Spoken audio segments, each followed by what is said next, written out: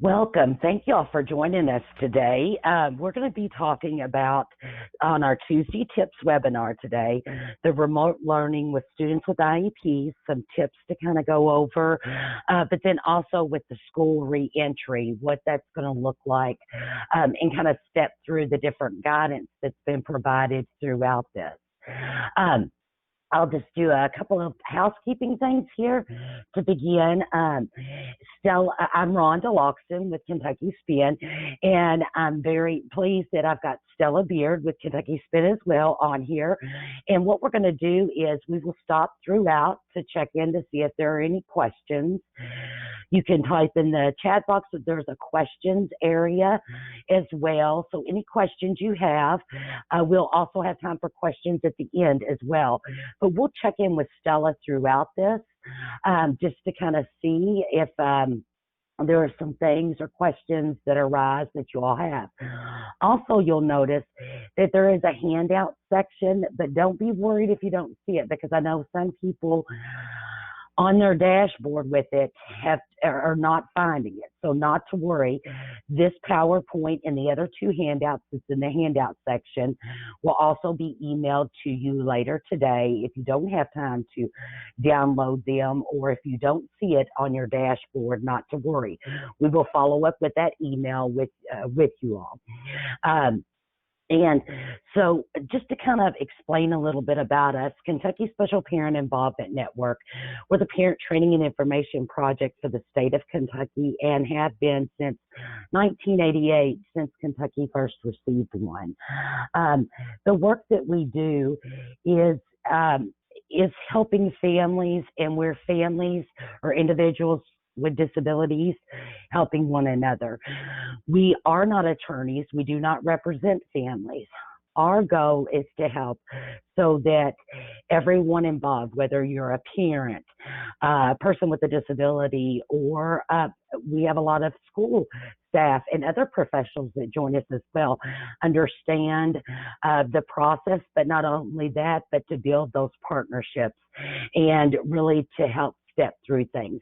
So know that we are here. This is one of many of the webinars that we've been rolling out, especially due to COVID. We have had to go all virtually with all of our trainings. Hopefully before too long, things will get better to where we're able to do them in person throughout the state. But we are statewide, and we are a nonprofit agency, and we're here to help you, to help your family. So we're going to kind of jump right on in, and I always like to start this out, and if you saw some of the others, you're probably tired of seeing this slide, but I always want to remind ourselves when we're talking about the IEPs and COVID and everything, it's very important to always remember that the federal law's idea, the Individuals with Disabilities Education Act, which is what calls for IEPs in school, Section 504, if your child has a 504 plan, or children who have IEPs are also covered under 504 and ADA. None of those laws changed. The thing is, though, none of them set into place any guidelines or what you would do in case of a pandemic, because we've never experienced this before. But so keep in mind, the laws didn't change.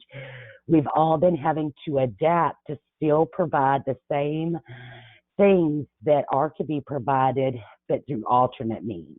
But I always just want to cover that because there are some misconceptions that because we are in a pandemic that these things don't apply, and they do. We just all have to work together to see how we can best provide those in an alternate format so that everybody keeps safe given the state of emergency.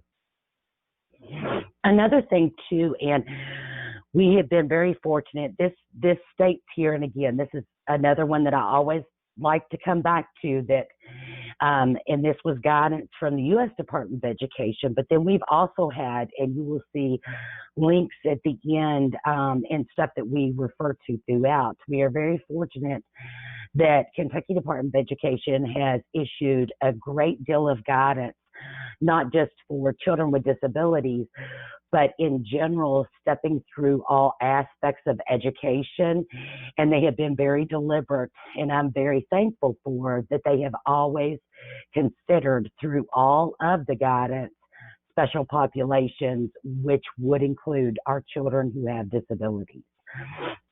And anytime you see SEA, the State Education Agency, that is Kentucky Department of Education, KDE. LEAs in Kentucky would be your local education agency, which in Kentucky we have county and independent public school districts. So that would be your LEA.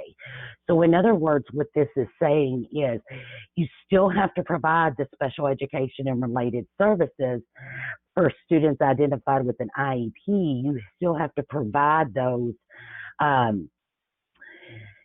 the services and support than what is listed in the IEP to the greatest extent possible. Again, it may look a little different, but I think it's always great to start things off by stating that, along with, that the laws had not changed even though we are in the pandemic. As many of my allergies, as many of you all know, that schools were planning to go back again with COVID. Things seem to change daily, and we've all been having to adapt very quickly and day to day. So where we're at right now, because what had occurred, the governor had recommended that none of the districts go back to in-person classes until after September 28th. That was what was stated on August the 10th. So the majority of all schools abided by that guidance that was issued. There were a few that didn't, but so that's kind of where we're at now. We're not that they would not start back to school, but everyone would start back if they followed the recommendation from the governor. They would start back on the alternate, the virtual learning in the alternate location, which would be at home. So I just want to kind of cover that, because then later on, because right now, the majority, unless you were in the few districts that didn't, everybody is on the remote learning right now. So what we're going to do is we're going to step through, because we're going to explain a little more in detail about when the re-entry and going back. But even when you go back, there may be some days that you're doing remote learning in the alternate location, or if you were able to decide based on what the options were your school district did, some families may choose to continue the remote learning in the alternate location. The thing to keep in mind here, as we're going to step through this, these are tips that regardless of where you're at, if it's a choice or if it's because of the outbreak, that we'll talk about a little more, the recent guidance about the school reentry, that even though you were in this, the IEP still has to be implemented. Again, it's going to look a little different, but the goals, objectives, related services, accommodations, all of those are still to be delivered to the greatest extent possible through alternate means.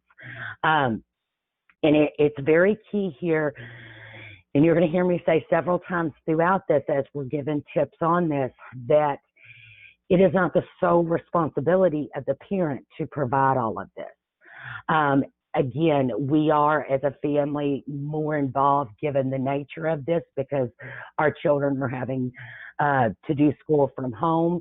But certainly that does not mean then all the responsibility falls on the parent to provide all of these. And we're going to kind of step through some of that. And again, any way that you can alter it.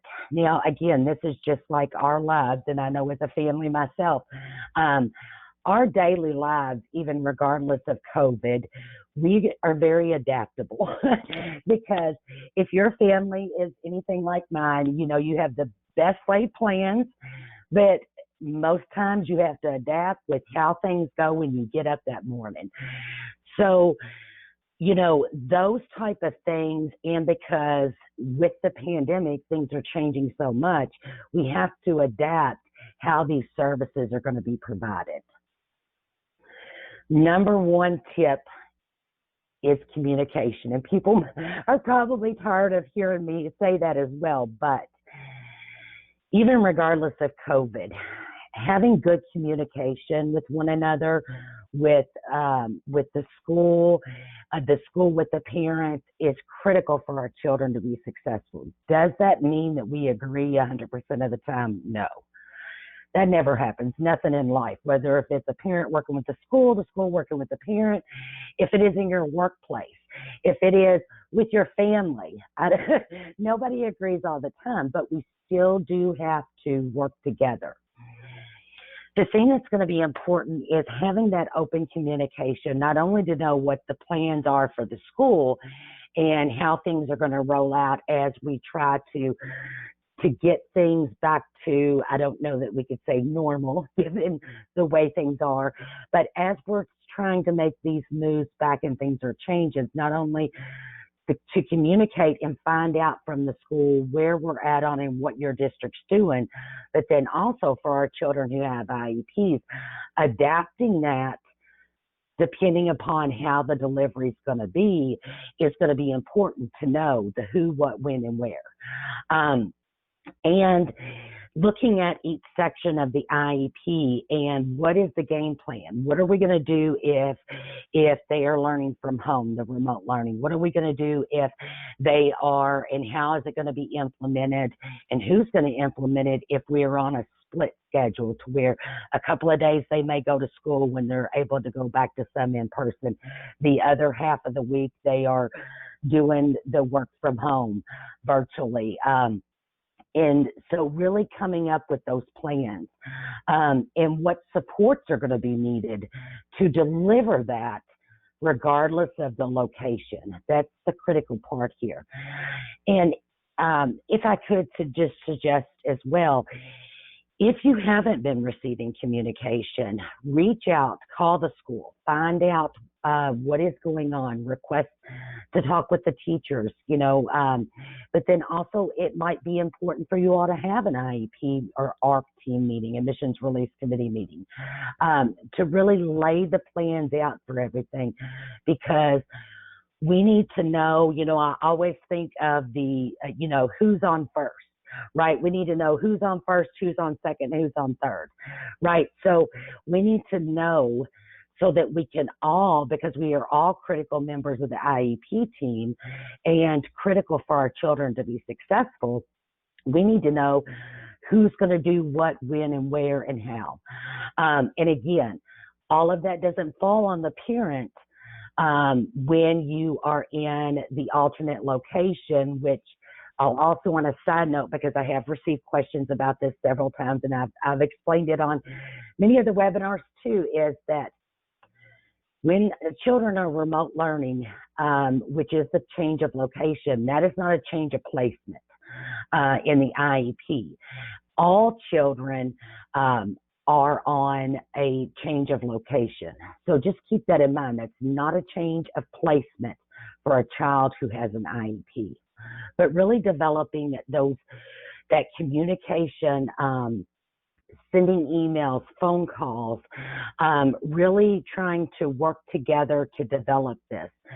And a lot of times too, I'm seeing, especially for parents and for our students who are in middle or high school, they have multiple teachers for the different subjects. So you may find that you are getting more communication, or you may have contacted and talked more with one teacher than the other.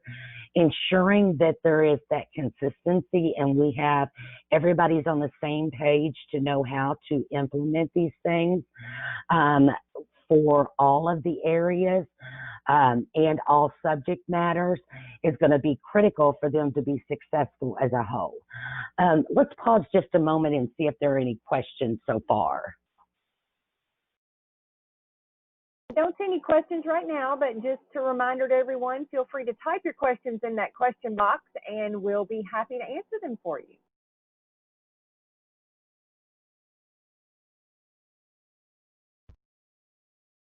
Thank you so much, Stella. So when we're talking about the specially designed instruction that'll be in your child's IEP, related services, accommodations, and modifications, those have to be applied to the remote learning setting. Again, it may look a little different, but making sure that if it's, I'll use the example of modification to the schoolwork. The schoolwork should still be being modified based on your child's needs and what is in their IEP.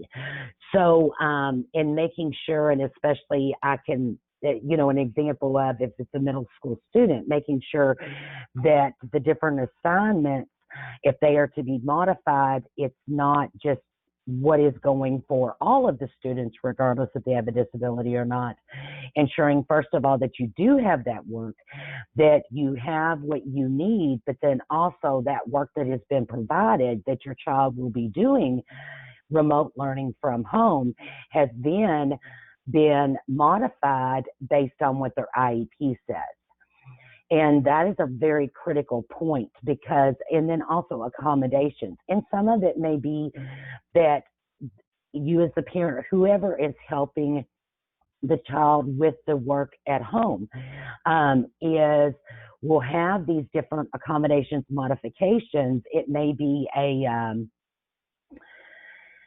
some of the accommodations are ones that you would just automatically implement, but making sure that you all discuss that as a team so that you know how to do it and when, and if there are certain things that you need to adapt, but also having the tools that you need to be able to do that. Now, again, it's not just the parent who is going to be doing that.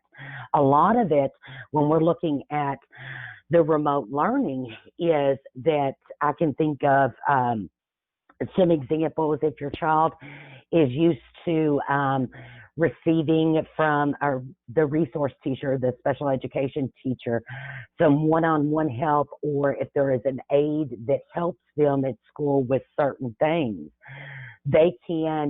you can still do it, but you have to adapt it to the remote learning, right? So depending upon the situation, it might be able to be through a phone call, that assistance, if you don't have the internet, or through FaceTime, Zoom meetings. So getting that same assistance, and again, it's not just the parent providing all of those services, it is working out that schedule so that school staff are able to provide that. They're only providing it in an alternate format. It may be through the internet. I know a lot of the districts have provided, and depending upon if you did not have access to technology, you may be able, and one of the things too that this goes back to the communication, calling the school. If you do not have a computer for them to do, many have had Chromebooks so that the children can participate, whatever program that they're using for the classroom, that they can participate there. Some districts also, for families who don't have internet access, have provided, there's sort of like, I call them, I'm old school, I call it a jump drive, but to where it gives internet access. Even if it's not that, if it is actually paper copies of stuff, again, it depends on what your district has been able to provide, given the resources that they have available, not only for children with disabilities, but all children, so that they have access to education, finding out what's available and speaking with them about what it is that you need for them to be able to do it. Now, some children do not do well through the virtual and on the computer. It may not even be an issue of, do we have access to the internet or to technology? That may not be a means that they are successful using. So that, again, is where we go back, because each child's IEP, regardless of the disability category or anything, all children are different. And we're having to adapt this not only based on their needs and what works for them, but then on top of that, adapt it to the remote learning setting. So again, it's going to look very different. And I do get a lot of questions, and a lot of us do, is, so what can be done, what can't? So here is the thing, and even going back prior to COVID, the whole idea of the Individuals with Disabilities Education Act idea and the IEPs, Individualized Education Program, is if the IEP team decides this is what is appropriate and what the child needs to be successful, and it's in the IEP, it's to be provided. There is no list of you can or cannot get this. Because again, it allows the freedom, because every child is different. And what works for one child is not going to necessarily work for the other. So really looking at how are these services being provided and ensuring that all through the IEP, and a huge suggestion I'd like to add too is if you don't have a current copy of your child's IEP, request that immediately so that you can get that and step through that. Again, you want to develop a plan with the school, the who, what, when, where, and how it's going to be done, and actually what support you need. We are very proud people, and we try to do our best, and there. But what's important too is that we communicate with the school. It's not a reflection on us, as a parent, and you to tell them what you need help with, as well as everybody being open to one another and suggestions. The school telling you, what's going to help here is having these conversations with the communication and tell them what you're struggling with and what you need help with to be able to help your child. Because, an example of like related services, could be listed on a child's IEP of a parent being trained to be able to do certain things and to help their child. So just keep in mind that those options are there, and the more that we have that open communication, and again, all of these, none of this changed with the law. I know I keep going back to that. So these things have to be provided, but through the alternate means. Some things are very easy to be able to provide. Some, it takes a little more time to figure it out. And if your family is like ours, most of the time, the things that I've learned in my life is I've done them wrong the first time. So you learn as you go.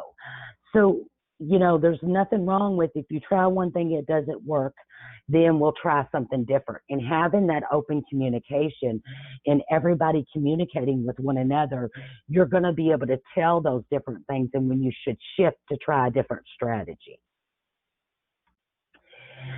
So the contingency plans, I wanted to make sure that we brought that up, and I want to make in this, I knew I skipped one there, sorry guys, is the reason I want to bring up contingency plans is because in one of the Kentucky Department of Education, KDE's guidance document, is that it stated, in the questions and answers area, is should the ARC, the IEP team, develop a contingency plan? And really, especially what this is going to be is a plan of what and how it's the who, what, when, and where it's going to occur when you have to be in the distance learning. So even if you're in the distance learning right now, the alternate location, and you don't have a contingency plan, don't worry, but you could still develop one. And this will be crucial because as we're going to talk more here in a minute about the school reentry, getting a plan in place, it's never too late. So we need to have these conversations so that we get these things into place to help our children. Now, on the contingency plan, again, we are working towards and going to be moving towards children trying to get back, at least in part, in person. But if things were to change tomorrow, which we're going to talk about in the upcoming guidance that districts are going to use to determine if they should all be in person or not, even if we get back to that, is that at any point, we know with this pandemic, things are changing hourly, daily. So we need to, it's critical to develop this not only to where it can be implemented and everybody's on the same page now, but then also this would be a plan that you would immediately, if get back to where you're in person, you could put into place if it goes back to where it's completely the remote learning or partial remote learning, this plan would still serve a purpose because it could be implemented. And we know, as we are finding out with this pandemic, things are changing so much that tomorrow is going to look very different, and we may take a turn and then, plan on everybody going back to school, but we may have to put a halt to it. So this contingency plan can be very critical. Again, not trying to sound annoying here by repeating the who, what, when, where, and how, is making sure it's very detailed. Everybody understands the plan. Everybody understands their role, and making sure everybody involved, not just the parent, but the teachers, the staff, the assistants that are working with their child. Everyone has the resources that they need to be able to implement the plan. And that's critical. So we can't just come up with the plan. We've also got to make sure that we have adequate resources, that it can be delivered so that everybody has what they need, regardless of who they are. So before we jump right into this, let's pause for a moment and check in with Stella. Hey, Rhonda, I do have a question from someone. It's actually specifically for visually impaired students. And the question is, if the ARC has approved a training, which is the one she's asking about is called White Cane Training, would that be something the parent could do, or would it have to be presented by a mobility therapist? And I'm not sure if we know that answer, or if you know that answer, but of course, we can find out. But I guess what she's saying is the ARC approved this training, but who would need to provide it? Would that be something the parent would do, or would it have to be something that mobility therapist would have to do? And I guess also, and that's a great question, I'm assuming that this would be training that the child would be receiving. And what I would say on that is that if it is something that requires a specialist to be certified on, regardless of what training it is, or for what disability, if the criteria, it has to be a certified person that provides it, then it would probably need to be that certified person. Now, some things too, that it may not require that, and it may be that the parent could be trained and be able to deliver it. It's all going to depend on the standard that's set based on, and I have heard of that training, but I'm not as familiar with all of the criteria associated with people who train on that and who developed that, the criteria of anyone who delivers it, standards that they put into place. So it will be very specific, but it is a great example of, and a great question of right now, things that are going on. And it might be that if it's something that a specialist can come in and train someone at school to do, then it would be critical for the parent to be involved in that training as well, because especially since we are living in COVID, any opportunity for everybody that's going to be working with the child to receive training so that they deliver things in a method that aligns with that is only going to be even more helpful for the child to be successful. Does that kind of help, you think? Yes, she didn't respond to anything, so I'm sure she's listening, but I think you made yourself very clear. Okay. Well, and we can change. You can always. She just said thank you. She just said thank you. Oh, you're welcome. And with any of that specifics, if you would like us to look up any of that, we can, because there's so much there are so many different things, but we can always follow up with that. We're not here for the webinar and gone. We're here to help throughout, whether if it's through a webinar or one-on-one. But I am so thankful that you brought that up, because that is a wonderful point, and something that is very critical regardless of the training that you're talking about, making sure that you ensure that consistency. So I'm very grateful that you brought that up. Another thing too, progress reporting. Especially the way things are right now, and you know, when even without even considering a child who has an IEP, when we at the end of last school year went to all remote learning, and then, you know, starting up this new school year, we weren't able to go back like we had hoped or anticipated. Our children, regardless if they have a disability or not, are going to be at different levels, more so than they would have ever been prior to the pandemic, because, you know, the pandemic has just created a great deal of things that in mountains that we're all climbing together that we didn't know that even existed on the other side of the hill. So what this is when we're talking about the progress reporting, and some great tips is finding out where your child is.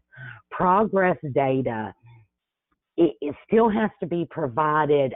If you'll remember back, you know, on your goals and objectives on your IEP, there has to be someone responsible for reporting that and collecting the data so that we know, because, you know, if we don't know where our child is, we can't help them get to where they need to be.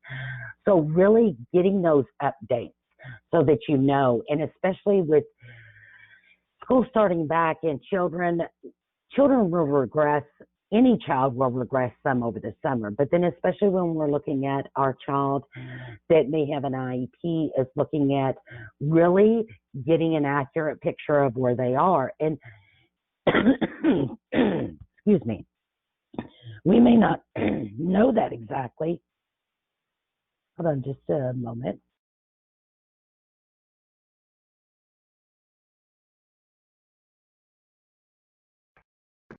Sorry about that. If I was clever and quick enough, we'd have had a little infomercial for you or something.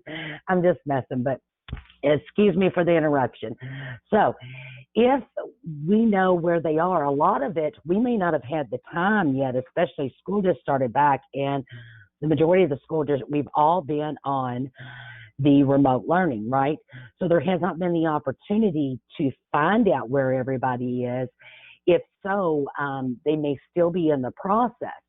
So it's going to be critical for us to get a good gauge of where our child currently is, because we need to know where we're at, and then looking at their goals and objectives to help them get there. Because, you know, there may need to be some updating of the IEP, because, you know, and especially if we're looking at the present levels, right? Because present levels, which is in the beginning of the IEP, is what sets the stage for the rest of the IEP. So really looking at, does the present levels give a true picture right now of your child, and getting that data and the report on where they're at, then you, as well as the teachers and other staff at the school, are going to see, okay, so where are we and how can we work together to get them to where they need to be. And it may be that the IEP needs to be updated, because a great deal may have already changed since COVID hit and the starting back of school. So just keep that part in mind. Behavior. And a lot of times, when you hear behavior, you think, well, it's just if they're acting bad, right? Or they're acting up. So when we say behavior here, of course, that could be, there may be some behavior issues going on, but it's much bigger than that. You know, the struggles that we're having as parents, I don't know about you all, but I don't know that I'm being very successful as an NTI mom. I'm just going to tell you. And I am not a teacher. I do not know all the different things. You know, I can try on different stuff, but there are a great deal of things getting them and the struggle for them to do the work. But then also knowing how to teach them, because I'm not a teacher, and those are different things that could lead to where it's affecting not only when it has to do with the schoolwork, but affecting your whole family. And are there the behavior issues? Are there things that we need to work on? Having those honest conversations, strategies to work during the remote learning setting. Are our children depressed? The social emotional toll that this is taking on our children. Many children who have IEPs may have, some goals and objectives and concerns that revolve around social and emotional. Well, the pandemic has only increased that. So our children, first of all, are living through a pandemic. We know we're having a hard time with it as adults. We've never lived through this before. Just imagine how it is affecting our children. And really looking at those things and taking those things into consideration. And really sharing with everyone the things where there are the struggles. Maybe if your child has, a positive behavior plan, maybe the things that you have in place are not working right now. And we may need to revisit that, like how are we going to, and what can we put into place? Because what was working when we were in the school setting is not working at home. So the tip there, just to have those conversations, but not only have those conversations, what are the resources that you may need, or how can we help our children, because this time is affecting them as greatly, if not more, than it does us. Because I don't know about you all, but I could have never imagined living through this. So really making sure, because that is such a huge part of this, that in the end, this plays a huge role in our children being successful. Support for you all. There are a lot of, what barriers are you having? And what do you need help with? Again, right here you see the picture of where there are 3 kids and a mom trying to help one. Well, and keep in mind too, you may have a couple of children who have IEPs, or it's not even the schedules and the responsibilities. You may be having to do work from home at the same time as your children are to be doing the schoolwork. There's no way to do both at the same time and actually being effective all the way across, right? Because if we're working and getting paid for that, we are working and we have to spend 100% of our effort on the work that we're getting paid for, because, bottom line is, we're parents and we've got to keep a roof over our head and food on the table, and so schedules. It may be that the children aren't able, even if they were supposed to be on at a certain time, having those conversations with the school. And even if you don't work from the home, if you're having to go to work, I used this example last week. You may have 4 kids, all are doing remote learning, 2 may have IEPs. You're a single mom or a single dad having to work 2 jobs straight in a row, and they work first, second shift and come home, and then you're supposed to help them with the schoolwork. So really looking at the schedules and being very honest and working, again, that goes back with the communication, with making sure that the school is aware of, I'm at work during these hours. How can we adapt this? And how can we work together to ensure that they are getting what they need, and really looking at your individual situation, because just like each of our children are different, every family situation is different, and the resources that they have available. And one of the greatest resources, many times when you hear resources, you think money. Okay, one of the greatest resources that does not get enough credit is time. And I don't know about you all, but there is less time in a day, it feels like, to be able to get things done. And I don't know that I've been as effective as I'd hoped I would be, but a large resource that we are all struggling with is the time and being able to juggle this. And I think of many of our teachers who are parents too and also have children who have IEPs as well, them balancing that. So really just having those conversations and telling them what you are able and not able to do. And there's nothing wrong with that. And you shouldn't feel bad, because you have to do what you have to do to keep your family safe, provided for. And the judgment needs to be left out of this, whether if you're the parent or the student or the school, because everybody is working the best they can to get their families through this. So that would be a huge one. Now, we're going to pause for just a moment and check again with Stella before we jump into the school reentry. I don't see any more questions right now, Rhonda.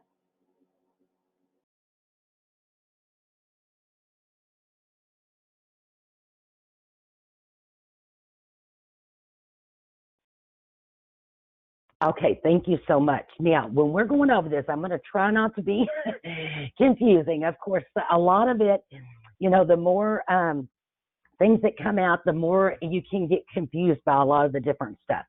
The reason I wanted to put this slide here, this was guidance back in June that was issued because all districts were working to plan, and this was from the Kentucky Department of Education, and these were options or combinations of how schools could plan to go back to in-person learning, or what strategy were they going to decide to do to open school back up right in the fall.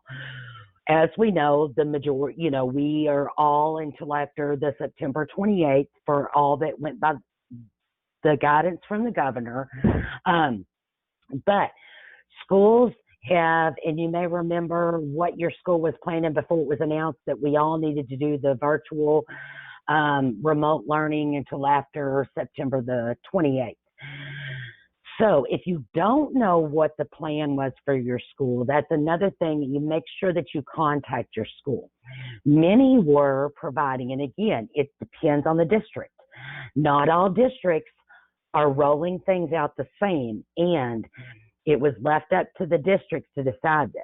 Now, an important thing I want to bring up here is, regardless of what strategy that they are using, right, for the school, like some may be they're going to do, I'll use my son's district as an example. They're doing the schedule rotation, the strategy one, right? So their plan when we start back in person in some part is to where they're going to alternate, to where they have a group A, group B. Some districts, I know I read earlier, one of my coworkers, it may have been Stella or Kelly, had sent me. They were both updating me on things from different districts. They weren't calling it group A, group B. They were calling it, I think, group red, group blue, or blue day, red day. So however it is being decided and what it's being called is to where certain students, because they could not, they're working to go back in person, but because of the guidance that's provided and the safety of keeping to where you don't have too many kids back in school at the same time. And I know our district, and the other one that they had text me about was that going by last names. If you're between A to L, you're on your group A. If you are, the other is the group B, to where you go to school Tuesday, Thursday, and do virtual learning the other days. But all at that same time, you are going to have a choice of, some students could do live or on demand, or the virtual learning the whole time. So the districts are allowing parents to choose. And what's important is knowing what options your school is letting you choose from if you're getting a choice. And from everything I've read from different ones, there is some combination of something that's being offered. But here's the critical part. Regardless of the choice that's being offered or the choice you choose, that does not change what is to be provided to your child. They will still receive their IEP services. Now, if you choose where it's all completely the remote learning, it may have to be through the alternate means, right? So it might not be the one-on-one in person.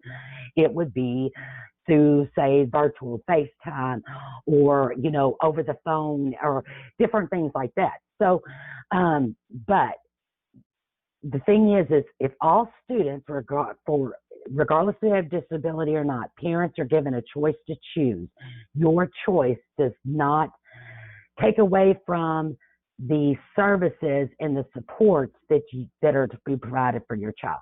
So the reason I wanted to cover that, then another thing too, when children are going back in person to school, this was something that was put on, and I was glad in the reopening stuff considerations was the least restricted environment, which is under IDEM, which is a key factor for children with who have disabilities, and a right is that they be educated in the least restricted environment, LRE. You will see on the second paragraph, the practice such as placing all students with disabilities in the same classroom in response to a pandemic may result in denial of FAPE, which is free appropriate public education, and goes totally against the least restricted environment.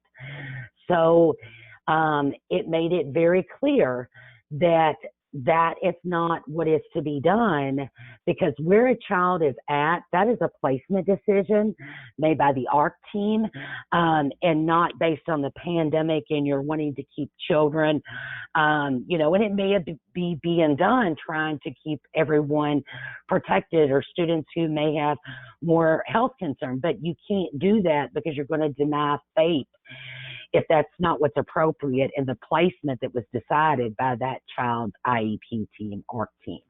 So I just wanted to cover that. Another thing too, before we get into how they're deciding the districts go back, is I wanted to bring this up again because we get questions all the time about the mask. So most of our children are going to be okay, then be able to wear the mask. Again, now that doesn't say, though, that we don't have to do work and to really try to help them step into that. But for some children, regardless if it's because of their health condition, it could be because of mental health that they are not able to wear it, the mask. And again, this is going to be very few and far between. But if this is, because we do get this question a lot, if this is the situation and how your child is not able to wear that, then if there's a doctor's note, that will automatically provide them the immediate grant. It will immediately grant the waiver for the mask requirement. Now, and the thing I was very glad that it said, it could have been a note from the physician's assistant, the nurse practitioner. Those should all be accepted, and it should be implemented immediately as granted the waiver for the mask requirement. Also, too, if you don't have that, but it is an issue and your child's not able to, you need to request an ARC meeting. The ARC team, the IEP team, can determine if that in fact should be done, and they can actually implement, and the ARC team can approve the waiver of the mask requirement too. So I wanted to make sure that we covered that so that you knew that that's what it is. Many of our children, you don't have to worry about this, but there are areas and some that you do, and it's very critical that you know what's been put into place for that. Now, so on the 15th, what was issued and based on the governor's recommendation is we're looking at, from the Department of Public Health, a metric design system. So, and I know this is going to sound even more confusing, is that right now, because you know how we had been operating on was waiting to hear what the governor's recommendation for all schools, regardless of where they are in the state. So now what's going to be being done as of starting the September 28th, right, which I think is next Monday, yes. And my days are running together. What is going to take place is decisions are going to be being made based on where your county is in this color-coded system. Now, all of these, again, are links. This is to the press release that talks about it, and you'll also have it in the handouts, this guidance document where this is pulled. What's important is the 4-color metric guide for school officials, and it's important for you as a parent to know this in the guidance that's put out, because you can keep an eye on where your county is and what color they are, because down here you can get the current map, and I'm going to show you a sample of that just a second. Is they're using this color-coded system to be recommendations for what the school officials will make their decisions based on. And you'll see there the second paragraph, the decisions on the school instruction and activity for each coming week should be based on the color level at 8 p.m. Eastern Time each Thursday.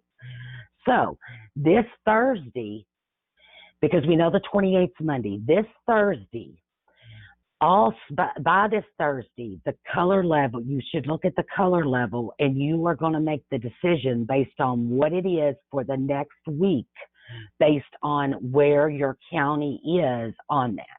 So let's look a little deeper on this to kind of explain.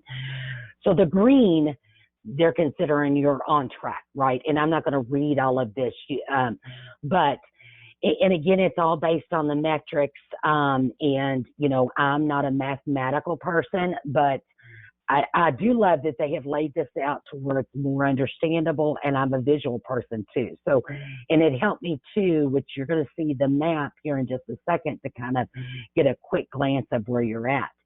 Now, when they're yellow, there's an increased community transmission of the disease, right? The community spread. Now, when you go to orange, this is an accelerated. And the thing that I appreciate here too is under each, they have said green, in-person or remote learning, right?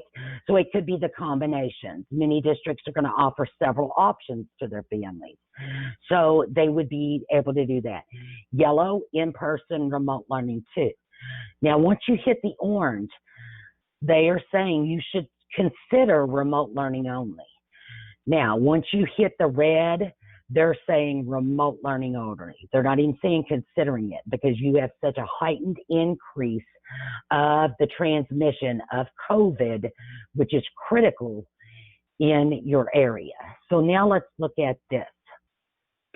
And one thing too is right now, and this was took earlier today to put in the PowerPoint. Again, this is an example. You could see this report that was up there was from yesterday at 4:09 p.m. When I pulled it from the website this morning, that was the latest version of it up there. So you're going to look at this, and you can go right here at any time to see what the current map looks like. So right now, we have some that are in red.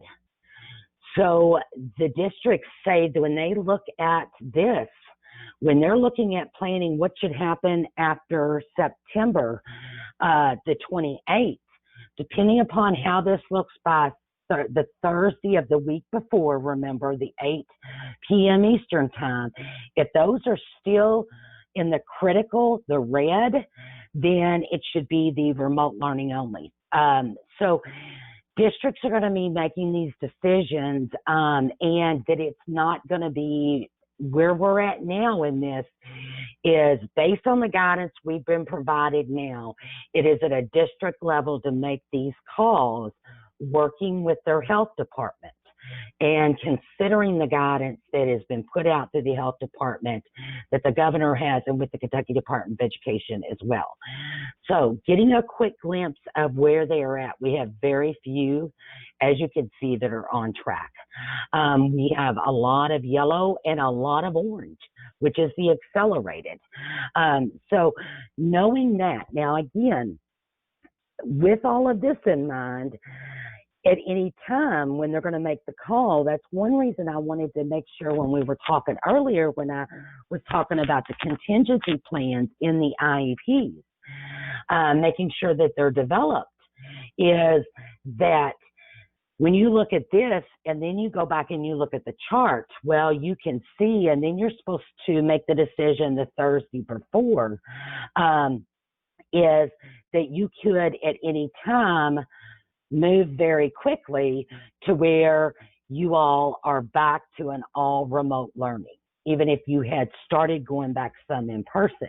So having that contingency plan in place is going to be critical so that our children are successful and adapting, right? The more we can plan and prepare for this. And again, if you're in the remote learning right now, which we all are, the majority, there was only a couple of districts that didn't do that. But I think they still offer, but they did put some in school back, some children in person back. But the thing is even though you're in the midst of it right now, having that time and planning that out to where you can implement it right away, right now as you're in it, but then also see how we could possibly week to week it change on us depending upon what is going on within our county and the spread of the COVID.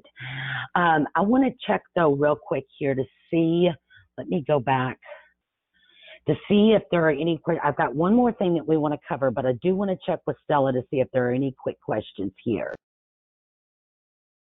Rhonda, just kind of one, if a child has been, or if a parent has been told that their child with autism who is nonverbal is only coming to school 2 days a week, so it's like an A/B schedule, and the parent wants them to come more than that, I mean, what are their options for that? If the school is only saying they can come 2 days, and because that's what other students are doing, and so that parent was saying, how can I get my child to go to school more than that? And it's my understanding that, even students with disabilities are on the same, would be on the same schedule as a student without disabilities. And if they're only going for 2 days a week, then that's what all students would go. Is that correct? Yes, but I am glad though, because there's just like with everything, a yes, but, and, right? So that was a great question to bring up. And that's actually going to lead me into the next part we were talking about. Yes, they would be on the same schedule, but here's what's going to be critical. If there are parts in your child's IEP, and I want to go ahead and go to this next slide, that were not able to be implemented due to being remote. Again, you wanted to do it to the greatest extent possible through alternate means, but there may have been certain things that were not able to be provided. The considerations for reopening schools, KDE updated September the 2nd, and there are 2 areas that I want to talk about here, and this may help with this question too, but again, keep in mind, if these things are taking place, you may also, bottom line with it though, whatever is decided, yes, you would do like every other child, but if an IEP team meets and decide that this is what's appropriate for your child, and it may be more than the 2 days a week, if health-wise and it is safe for them to do so, given the guidance from public health and everybody that's been involved, because, we've got to take all those things into consideration. It is not an end-all thing that yes or no, it can happen, because there's always that flexibility, again, specialized for your child. Now, especially if there are things that have not been able to be provided, again, there are very few that you couldn't at some extent provide, but there are some. So this kind of bridges us into this. So if there needed to be some consideration for target services, hands-on experiences, mental health, academic therapies, any of the therapies should be provided in the alternate location, if at all possible, except for if it had to be the hands-on experience or the in-person, but some may not have been. This would be an opportunity where those things could be taking place to bring children in to do some of those targeted services, as well as there are considerations for special populations. And again, children who have disabilities and IEPs are considered under special populations. An example here is if there was an assessment that needed to be conducted and a part of it could not be completed until there was the in-person, because everything that came out from KDE also stated that assessments should not be held up, that you should attempt to get them through the alternate means, and a determination if a child's eligible or not should not be contingent on just one decision, because an evaluation takes into consideration a lot of things. It's not just one score on one test. So this does open up the door to where if again, it's individualized for your child, and what their IEP says is if there are some things, because there is that flexibility in it, because there are so many unique needs for special populations to where things could take place. It may look a little different when they're in the school, again, taking into consideration the safety, making sure they're safe, everybody is, but still being able to provide it.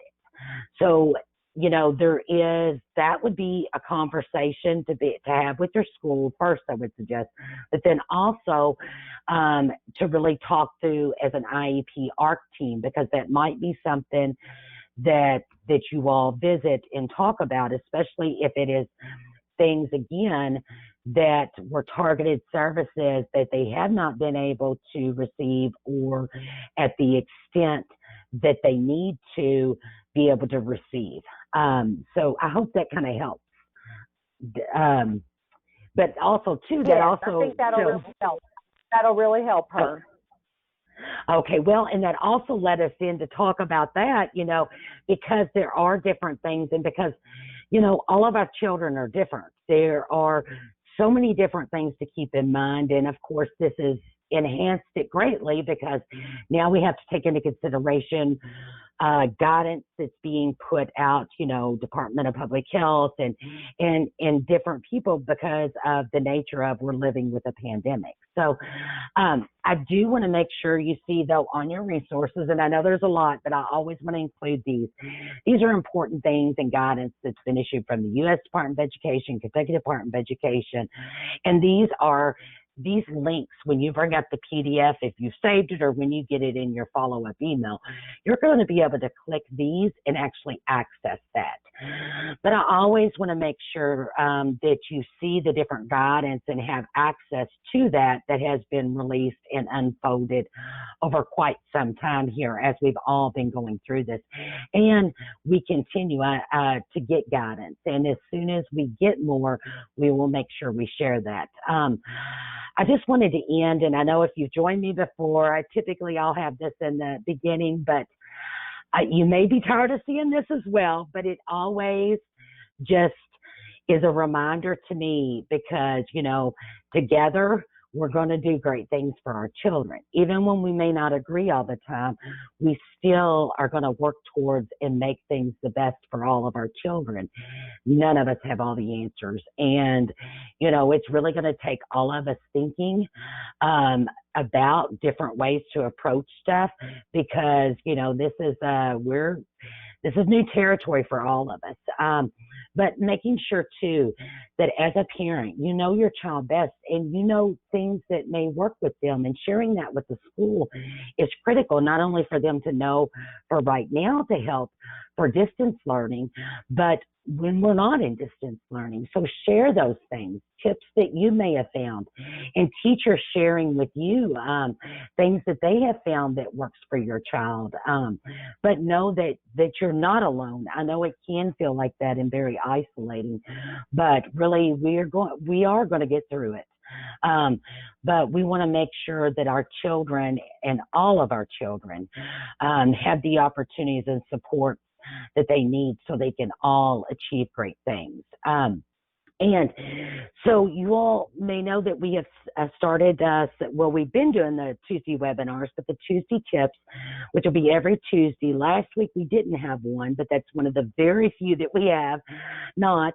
And there's different information on our website you can check. We'll be doing different topics. Every Thursday we have also a webinar available. You can check our webpage. The events are up there. They're always free. And know that too, this webinar as well as others, check out our YouTube channel. We have all kinds of webinars, and they have been accurately closed captioned, and they are available, that and videos, on our YouTube channel, on our website. Sign up to get our e-news. Stella, I cannot remember, but what is I should know this and not have to ask, what is our Thursday webinar this week? We are having, it's actually our scheduled lunch shop and dinner shop this Thursday. And it will be, we do from 12 to 1 this Thursday because it's our lunch shop. And then that evening we will repeat the session at 6:30, and we're going to be talking about collaborative communication. Oh, awesome. Thank you so much. And thank you for helping us out, Stella. And if you all have any questions, please let us know. I know I've went a couple of minutes over, and I do apologize. I do value your time greatly. If you all could take a moment to fill out your evaluation when I end this, you'll be prompted to do that. If you don't have a chance, know that there'll be a link to complete it in your email. We value your feedback, and your all's feedback has helped us design and work on continually getting better and offering topics that you all need the most and that you state, and questions that you ask. So please fill that out, because you help us to plan and just to get better, because we want to make sure that this is what you all need and you're finding helpful, and to really help as we all navigate through this. I hope you all have a wonderful day, and thank you so much for joining us. Take care. Bye-bye.